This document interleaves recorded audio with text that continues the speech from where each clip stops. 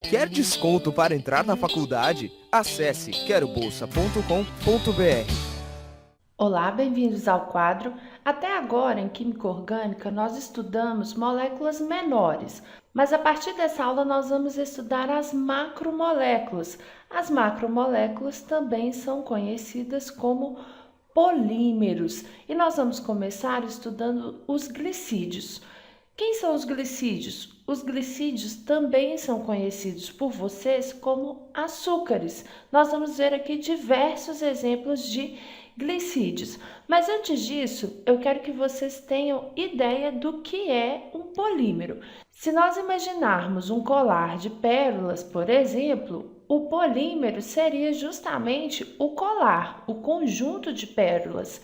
Cada pérola, que é cada bolinha dessa aqui, seria um monômero, uma parte menor. Então, na verdade, um polímero, que é uma macromolécula, é um conjunto de moléculas menores. E nós vamos conhecer, a partir desta aula, alguns monômeros de glicídios e também algumas macromoléculas que fazem parte desse grupo, o grupo dos glicídios, ok? Bom, primeiro, os glicídios, eles são compostos de função mista. Vocês vão se lembrar o que é um composto de função mista. Nós já vimos em química orgânica que quando um composto tem função mista, isso significa que na mesma molécula há a presença de dois ou mais grupos funcionais pertencentes a funções diferentes. Aqui no caso dos glicídios, nós temos os poliálcois aldeídos e também os poliálcois cetonas. Vocês já vão entender o porquê desse nome. Olha só para essa molécula. Essa aqui é a molécula de glicose. A glicose é um poliálcool aldeído. Por quê? Porque ela apresenta várias hidroxilas. A hidroxila é o grupo funcional característico da função álcool, por isso o nome poliálcool, porque são várias hidroxilas. E além das hidroxilas, a glicose também apresenta aqui o grupo funcional característico da função aldeído, por isso ela é um poliálcool aldeído. E nós vamos ver aqui agora a estrutura de uma molécula que pertence ao grupo dos poliálcois cetona. Eu vou desenhar aqui para vocês a molécula da frutose. Olha só, já no segundo carbono vocês observam ali a presença de um grupo funcional. Esse grupo funcional caracteriza a função cetona, não é verdade? É a carbonila. Nós temos aqui, então, no carbono de número 2, a carbonila, olha só. E além da carbonila, essa molécula, que é a molécula de frutose, apresenta também várias hidroxilas. Então, por isso, essa molécula é chamada de poliálcool cetona. E os glicídios estão distribuídos em grupos, em dois grandes grupos, na verdade.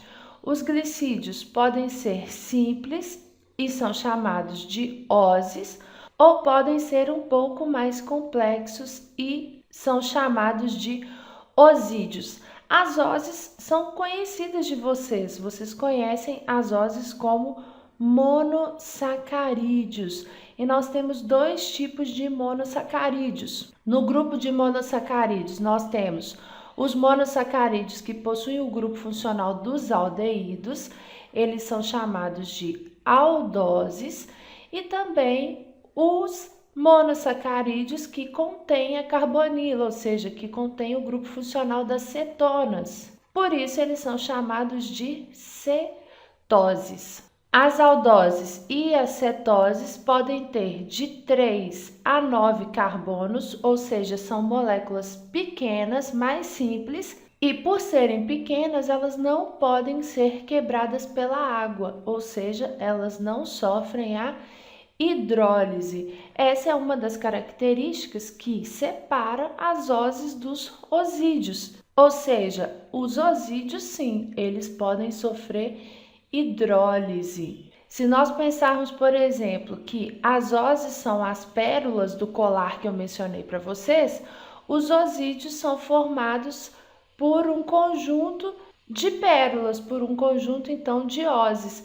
A partir de duas ozes, nós já podemos dizer que o glicídio pertence ao grupo dos osídeos. E dentro do grupo dos osídeos, nós temos os holosídeos, que são glicídios que, quando quebrados pela água, liberam essas pérolas, liberam os monossacarídeos e liberam somente monossacarídeos.